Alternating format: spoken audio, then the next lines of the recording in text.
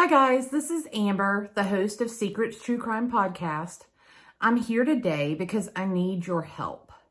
Those of you that have been listening to Season 3, The Disappearance of Jessica Hamby, know that we've discovered that Jessica witnessed at least part of the murder of her friend, Jeremy Abbott. Jessica told police where to find Jeremy's body, and 5.5 months later, Jessica disappeared.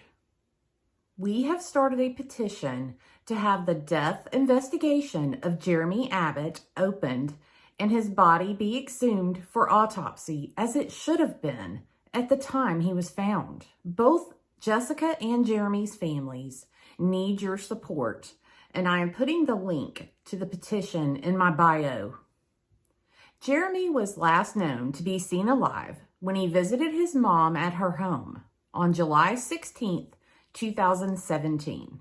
Jeremy was supposed to message or call his mom that night when he got home, but she never heard from him again. Kim and Jeremy were close, so she knew immediately when she didn't hear from her son that something was wrong. She quickly began looking for him, and on June 19th, 2017, she made a Facebook post asking if anyone had seen Jeremy. She received a private message from a man named Joshua Levi Hyde. He was a friend of Jeremy's. The message said that she needed to go ahead and file a report because Jeremy would never be coming home again. Kim did ask Josh Hyde why he would say that, but he never responded to her again. Kim did file a missing persons report, and Jeremy was missing for over 30 days. During that time, countless people in Jeremy's group of friends and even his own family members made false reports and statements about seeing Jeremy alive. They would tell his mom that Jeremy was hiding and that he just didn't want to be found. Many of these people later admitted to law enforcement that they lied. And all of them gave the same reason for their lie. They all claimed they had been threatened by a man named Jesse Abbott. He said if they didn't falsely claim to see Jeremy alive, that he was going to hurt them. Jesse was Jeremy's cousin and very close friend. Jeremy's family and law enforcement soon found out that that wasn't all that Jesse Abbott was up to. At a distance, Jesse and Jeremy resembled each other. Jesse was actually running around pretending to be Jeremy. He would see people that might know Jeremy from a distance and he would run off into the woods, creating more false reports. While Jeremy was still missing, Kim saw another man that was a friend of Jeremy's. His name was Juan Ortega. She quickly realized that Juan had her son's phone and he was trying to crack the password protection to get in and gain access to Jeremy's phone. She and another family member forced Juan to give her her son's phone. Juan wailed and cried like a baby. He kept saying over and over, "They're going to kill me. They're going to kill me." Within days of this event, Juan suddenly and unexpectedly fled the state. He packed up all his belongings and was gone. To our knowledge, Juan has never returned to the state of Alabama. While Kim searched for Jeremy, little did she know there was another woman out there fighting her own battle. 24-year-old Jessica Hamby was a good friend of Jeremy's. During the time that Jeremy was missing, friends and family describe Jessica as scared, paranoid, and upset. Jessica finally had separate conversations with both her mom and her dad. She told both of them that she knew where Jeremy Abbott's body was.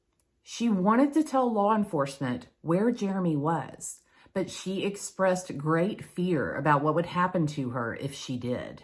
She did share a few more details with her mom about what happened to Jeremy, but she still didn't share too much. She said that she and Jeremy were with other friends when they were led into the woods. She described walking out of the woods into a clearing where they found another larger group of people lying in wait for them, and they jumped Jeremy and grabbed him.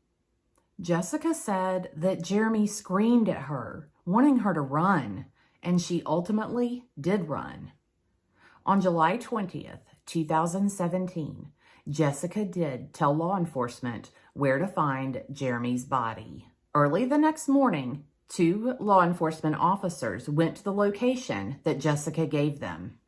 They quickly located Jeremy Abbott hanging from the lowest branch of a pine tree, which was estimated to be 18 to 20 feet up in the air. Others with knowledge of this event have told us that these 2 law enforcement officers broke protocol and that they went on their own secret squirrel mission. One of them was off duty. No one else in the whole department seemed to know that these 2 were out there even searching for Jeremy Abbott. Jeremy's death was ruled a suicide before his body ever left the scene that day, and no autopsy was completed. We have evidence to suggest that the county coroner didn't even go to the scene that day, as required by Alabama law. Kim was initially told by the city investigator that Jeremy hung himself with a size 36 men's belt. Jeremy didn't wear belts, and he only weighed about 100 pounds. He definitely wouldn't be wearing a belt that large. Once Jeremy had been found, the city cops passed the case off to the county investigators. The county investigator told Kim that Jeremy had used a belt from a car to hang himself. How is it even possible for someone to hang themselves on the lowest limb of a pine tree that is 18 to 20 feet in the air, and to do it using a belt off a car? And why do the different agencies that were both on the scene that day have such different stories about what was actually used to hang Jeremy Abbott? Kim pled with both agencies that her son's death be investigated and that he be sent for an autopsy. They shut her down.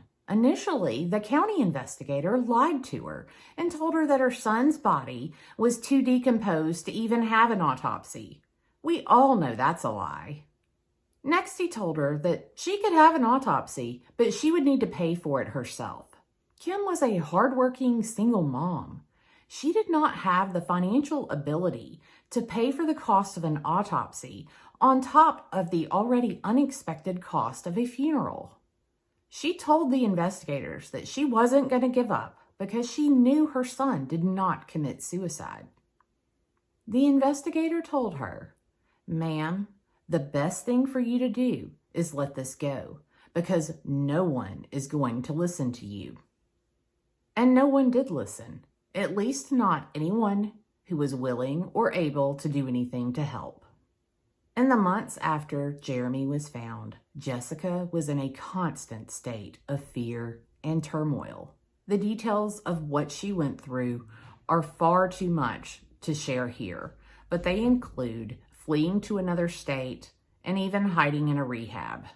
Ultimately, 5.5 months later, on January 3rd, 2018, Jessica Hamby disappeared, and she has never been found.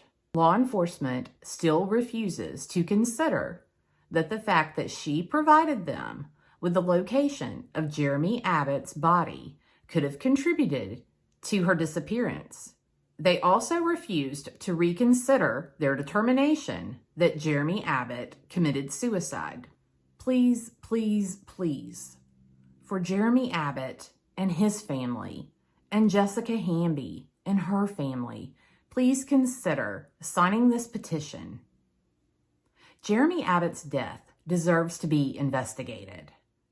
There are even more details about these cases in the petition, and there are lots more details in Season 3 of Secrets True Crime Podcast. Thank you for taking the time to watch this and for considering signing this petition to help these families.